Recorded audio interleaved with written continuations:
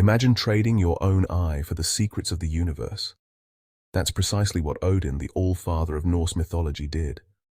But why would the most powerful of gods willingly maim himself? What knowledge could possibly be worth such a price? Today on Legends Reimagined, we dive into Odin's extraordinary journey, a tale of courage, sacrifice, and the relentless pursuit of wisdom. Our story begins in Asgard, the golden realm of the gods, where Odin sits upon his high throne in Valaskjalf, gazing out over the 9 realms. Though mighty and revered, Odin is haunted by a single thought: power alone cannot secure the balance of the universe. To rule justly, to prepare for the inevitable battles to come, Odin knows he must obtain true wisdom.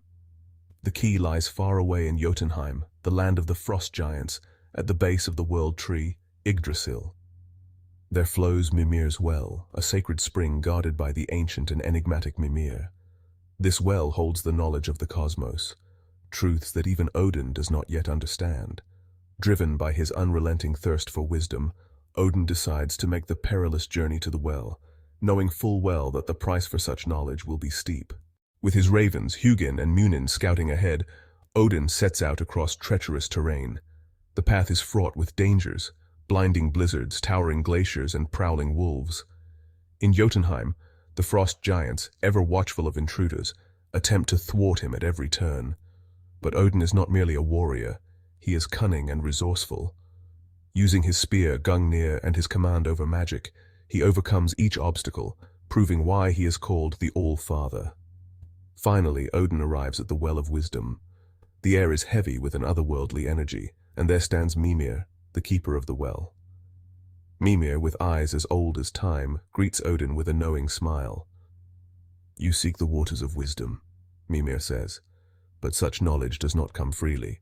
You must sacrifice that which is most precious to you." Odin, resolute and unwavering, asks what is required. Mimir gestures to Odin's piercing gaze. The Allfather does not hesitate. With grim determination he plucks out his own eye, offering it to the well. As his eye sinks into the depths, a surge of insight overwhelms him. He sees the intricate web of fate, the secrets of the runes, and the shadow of Ragnarok, the end of days. For a moment, Odin feels the weight of the universe's truth, and it is both enlightening and terrifying. Odin returns to Asgard, now marked by his sacrifice. The gods gather, awed and unnerved by their king's one-eyed visage. While the knowledge he gained grants him immense foresight, it also comes with the burden of grim prophecies. Odin sees the inevitable fall of the gods, the doom that awaits Asgard, and the rise of mighty foes. His newfound wisdom does not bring peace, but instead a heavy responsibility. The gods question, was the price too great? Did Odin gain too much knowledge, or perhaps not enough?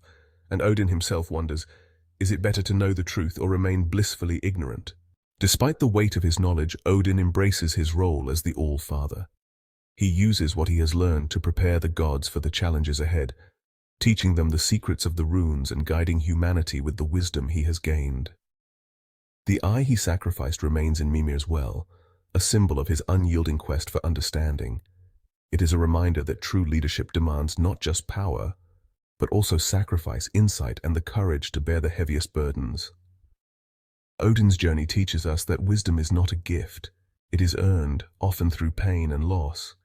But it is also the key to shaping a better future, even in the face of inevitable doom. And so ends the tale of Odin's epic journey, a story of sacrifice, vision, and the relentless pursuit of wisdom.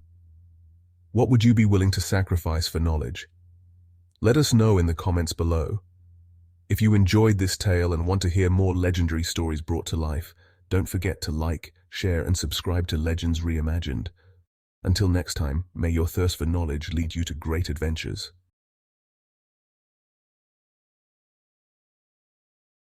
Did you know that Loki, the infamous trickster of Norse mythology, fathered 3 children so terrifying that even the mighty gods of Asgard feared them? A monstrous wolf, a world-encircling serpent, and the queen of the dead. Their names were Fenrir, Jormungandr, and Hel. But how did they come to be? What fates awaited these outcasts of the divine? And why did the gods intervene so harshly in their lives? Welcome to Legends Reimagined, where we breathe life into the forgotten tales of mythology and explore their intricate destinies. Today, we uncover the chilling saga of Loki's three children, creatures born of chaos, destined to shape the end of the world. Long before Ragnarok loomed on the horizon, Loki wandered the realms, weaving mischief and alliances alike. Among his adventures, he encountered Angrboda, a giantess from Jotunheim. Their union was far from ordinary. It birthed three extraordinary beings. The first was Fenrir, a wolf with a size and strength unmatched by any creature. His howls shook the mountains, and his hunger grew insatiable. The second was Jormungandr, a serpent so colossal that he could encircle the entire world, biting his own tail. And the third was Hel, a girl of two faces, half beautiful and half decayed, destined to rule over the dead. When Odin, the Allfather, learned of these children, he saw not the offspring of Loki, but harbingers of doom. A prophecy foretold that Loki's progeny would bring destruction to Asgard. Driven by fear and forewarning, Odin decided to act, setting the stage for an enduring tragedy. Each of Loki's children was dealt with in a different way, but none escaped the god's wrath. Fenrir was lured into a game by the gods who sought to bind him. They crafted chains of iron, but Fenrir shattered them with ease. Finally, the dwarves forged a magical ribbon called Gleipnir, made from impossibilities, a cat's footfall, a fish's breath, and more. Sensing a trap, Fenrir demanded one of the gods place their hand in his mouth as a sign of trust. Tyr, the brave god of war, stepped forward. As the wolf was bound, he bit down, severing Tyr's hand. Fenrir's howls of rage echoed through the realms as he was imprisoned. Jormungandr was cast into the sea surrounding Midgard. There, he grew unchecked, his body stretching across oceans until he could grasp his own tail. The gods avoided him, knowing he was destined to rise again during Ragnarok, unleashing chaos upon the world. Hel was sent to the realm of the dead, where she was given dominion over those who died of illness or old age. In her cold, shadowy kingdom, she ruled with an iron grip, her subjects whispering tales of her unyielding power. Unlike her brothers, Hel accepted her role, though resentment festered deep within her. The prophecy tied the fates of Loki's children to Ragnarok, the end of all things. Fenrir was destined to break free from his bonds and devour Odin himself during the final battle. Jormungandr would rise from the ocean, spewing venom and clashing with Thor, their battle so fierce that it would end both their lives. Hel, from her icy throne, would unleash her legions of the dead, turning the tide against the gods. As the end drew near, the gods began to see the consequences of their actions. By exiling and binding Loki's children, they had not prevented the prophecy, they had ensured it. The very fear that led them to act had sown the seeds of their doom. But what can we learn from this tale? Fenrir, Jormungandr, and Hel were not born evil. They were shaped by the actions and fears of those around them. In trying to control their fates, the gods only accelerated their downfall. It is a story of mistrust and destiny, a cautionary tale about the dangers of fear and the cost of rejecting what we do not understand. As we leave this story, we are left to wonder, were the children of Loki monsters, or were they victims of a prophecy that no one could escape? Perhaps they were both, and perhaps that is what makes their tale so hauntingly human. Thank you for joining us on Legends Reimagined. If you enjoyed this journey through Norse mythology, subscribe for more tales from history, mythology, and literature, revived with the power of AI. What legend should we reimagine next? Let us know in the comments, and until next time, remember, every story has layers waiting to be uncovered.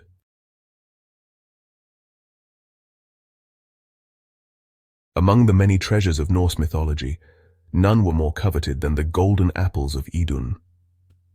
These mystical fruits, guarded by the goddess of youth, held the power to grant eternal life to the gods of Asgard.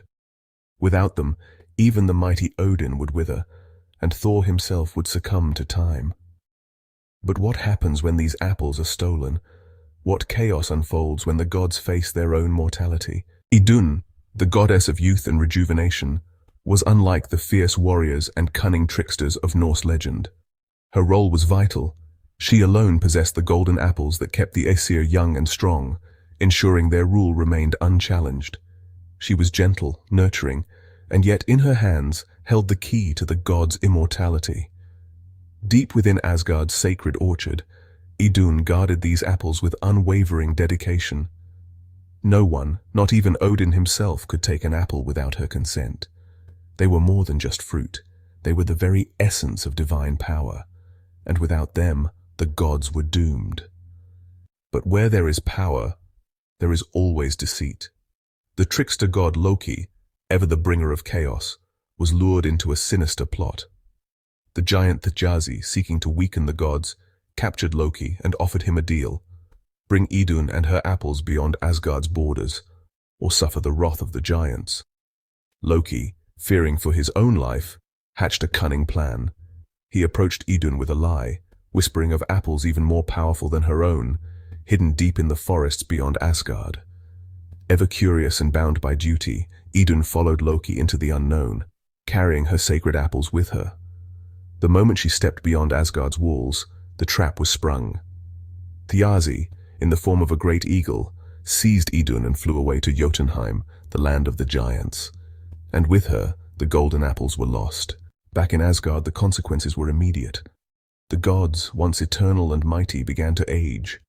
Odin's wisdom faltered, Thor's strength waned, and the once radiant halls of Asgard dimmed under the weight of impending death. Panic set in. Without Idun's apples, Ragnarok, the end of all things, seemed inevitable. Desperate, the gods demanded Loki right his wrong. Under the threat of divine wrath, he transformed into a falcon and soared into the depths of Jotunheim. There he found Idun, imprisoned but unharmed, her apples untouched. With speed and guile, Loki changed her into a small nut and carried her back to Asgard, all while Thjazi pursued in furious rage.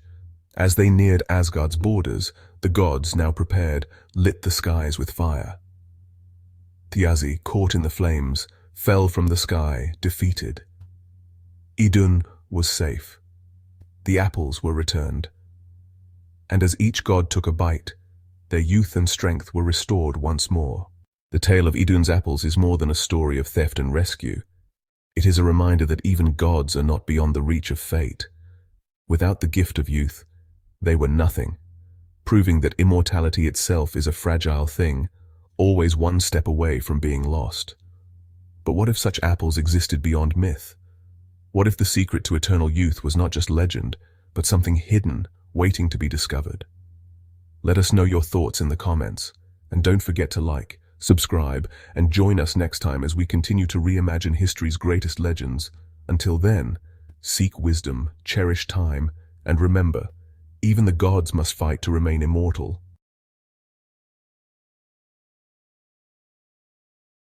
Long before superheroes, there were the Valkyries, shield maidens, soul bearers, and the ultimate arbiters of fate. Imagine fierce, armored warriors soaring through stormy skies, eyes fixed on the battleground below, each step of their flying steeds rippling through thunderclouds. These were no ordinary women. Selected by Odin himself, they were bound to a purpose beyond life and death, bridging the realms of gods and mortals. Join us as we journey back to the age of myth, where courage met destiny, and the Valkyries reigned over the spirits of fallen warriors. Welcome to the story of the Valkyries, Norse mythology's fiercest forces of fate. These fierce warrior maidens flying over battlefields, choosing who lives and who dies. Valkyries served a unique purpose: to oversee the fates of warriors in battle and to select the most heroic souls who would join the Einherjar, the elite warriors of Valhalla. For Odin, these chosen souls were essential, as they would fight in the ultimate battle at the end of time, Ragnarok. But the Valkyries were more than messengers of fate. Each one had her own unique traits and abilities.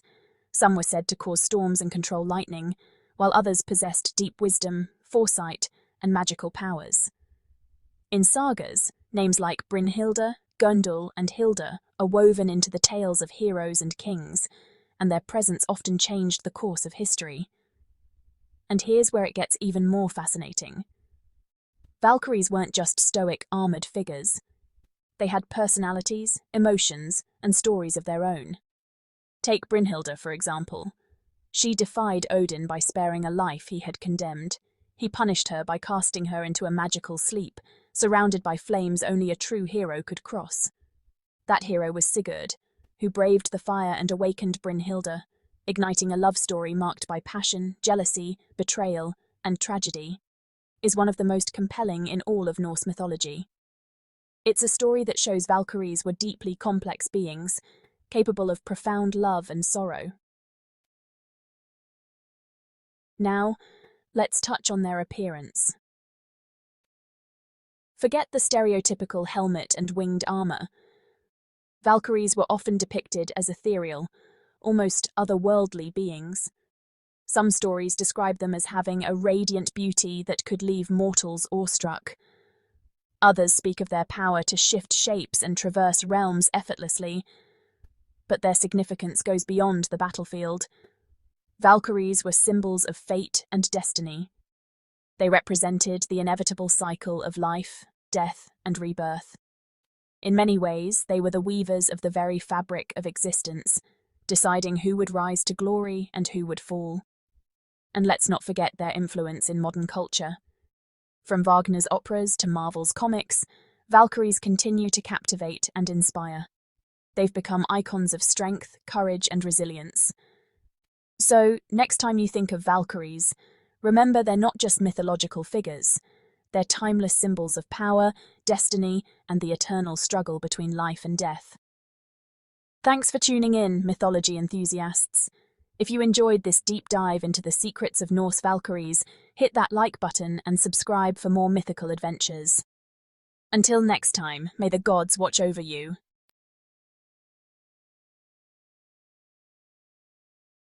In the heart of Asgard, a legendary tale unfolds, the creation of Mjolnir, the mighty hammer of Thor.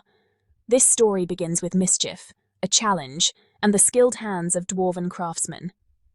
Let's dive into the epic journey of how this iconic weapon came to be. It all begins with Loki, the trickster god, whose insatiable desire for chaos knows no bounds. In a fit of mischief, he snips away the glorious golden hair of Sif, Thor's beloved wife. Furious, Thor confronted Loki, ready to unleash his wrath. To save his skin, Loki promised to replace Sif's hair with something even more magnificent. But to do this, he needed the help of the greatest craftsmen in the realm, the dwarves. Loki approached the legendary dwarves, Sindri and Brokkr, and made a wager. If they could create 3 incredible gifts for the gods, they would win a place among the finest beings of Asgard. As they began crafting, Loki transformed into a fly and flew around the forge, trying to distract Brokkr while Sindri worked the bellows. Despite Loki's tricks, Brokkr and Sindri worked tirelessly. They crafted the first gift, a magnificent golden boar named Gullinbursti, with bristles that glowed in the dark, providing light to its wielder.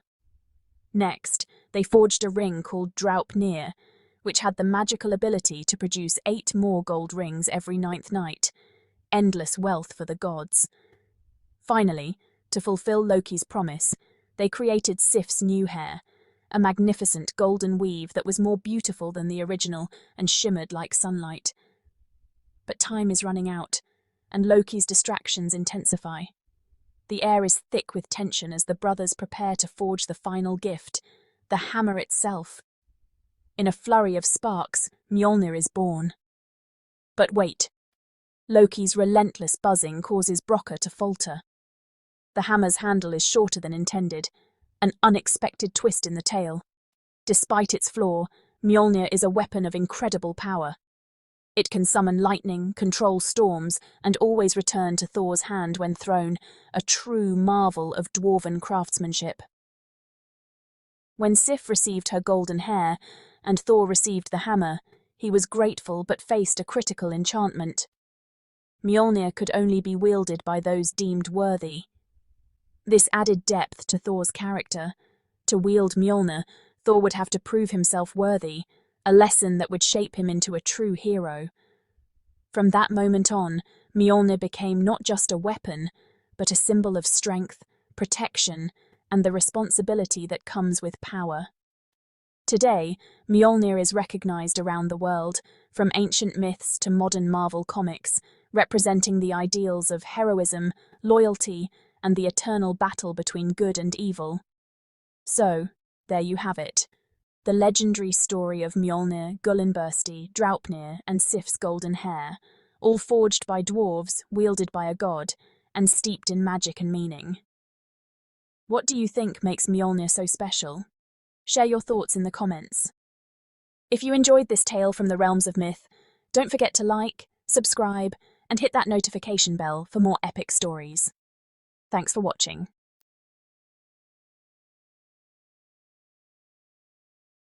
Imagine a god so beloved, so radiant that his very presence brought light and joy to the 9 realms. Now imagine that god doomed to die, not by war or great calamity, but by something as small and fragile as a sprig of mistletoe. This is the haunting story of Balder, the Norse god of light, whose fate shook the very foundations of Asgard. Welcome to Legends Reimagined, where ancient myths are reborn and mysteries unraveled with the power of AI. Today we'll trace the events that led to Balder's tragic end, a tale woven with prophecy, love, betrayal, and fate. Balder wasn't just a god, he was a beacon of hope, the shining heart of Asgard. His beauty was unmatched, his kindness legendary, and his aura so bright that even shadows seemed to retreat in his presence. He was the joy of the gods, the light that filled their world. But light, as we know, casts shadows, and Balder's brilliance could not escape the looming darkness of fate. The prophecy came like a bitter wind. Balder was destined to die.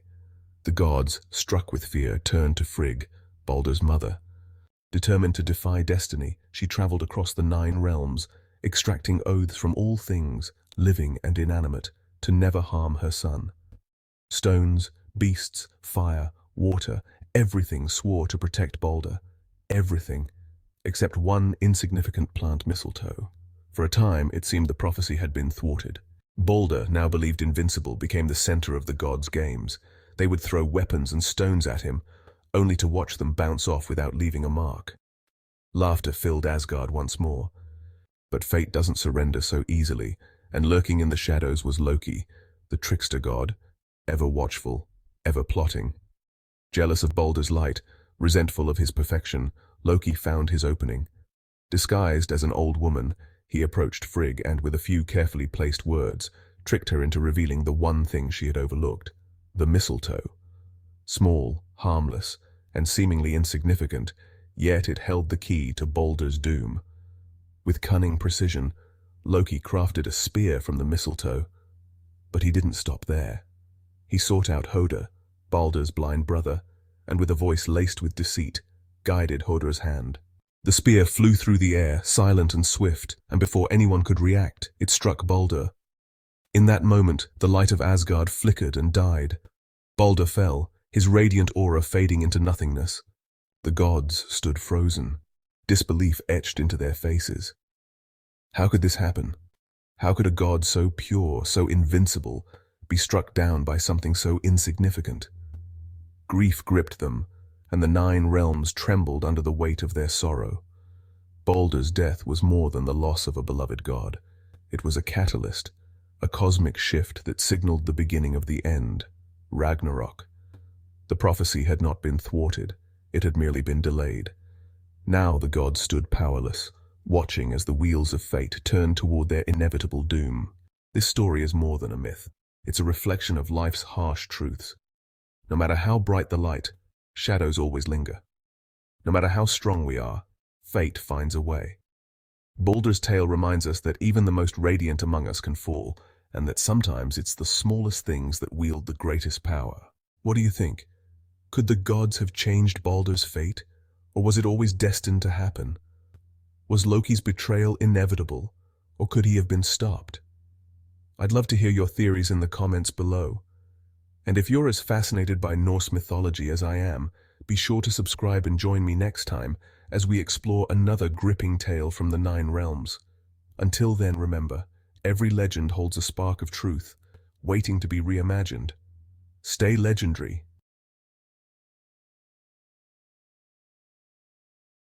Prepare to witness the end of days.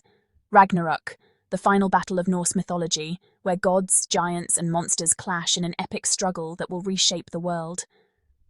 In this tale, even the mighty Odin and Thor cannot escape their fates. As fire and frost collide, seas rise, and the sun itself goes dark. But is this truly the end? Or could it be a chance for a new beginning?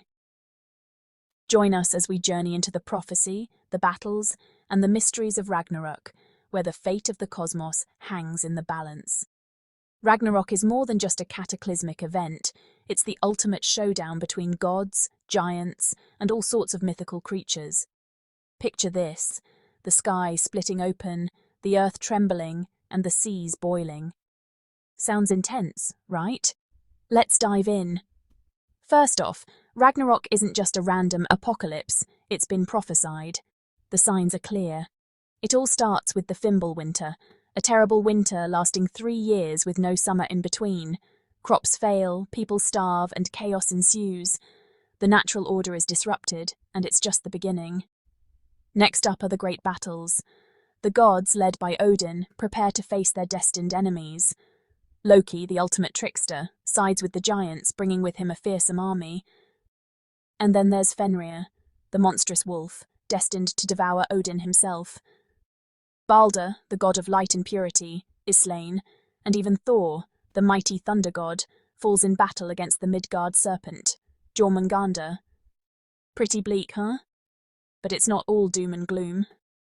Ragnarok also symbolizes renewal. After the devastation, a new world rises from the ashes. The surviving gods, including Odin's sons, Vidar and Vali, alongside Thor's sons, Modi and Magni, rebuild and repopulate the earth. And let's not forget Lif and Lifthrasir, the 2 human survivors who emerge to repopulate the world. It's a cycle of destruction and rebirth, reflecting the harsh yet hopeful worldview of the Norse. But why does this matter to us today? Ragnarok isn't just a tale of destruction. It's a story about resilience, courage, and the inevitability of change. It teaches us that even in the face of doom, there's always a glimmer of hope. So next time you hear the word Ragnarok, remember, it's not just the end. It's a new beginning. That's the beauty and the tragedy of Norse mythology. Thanks for tuning in. If you enjoyed this dive into the world of Norse myth, hit that like button, and don't forget to subscribe for more mythical adventures. See you next time.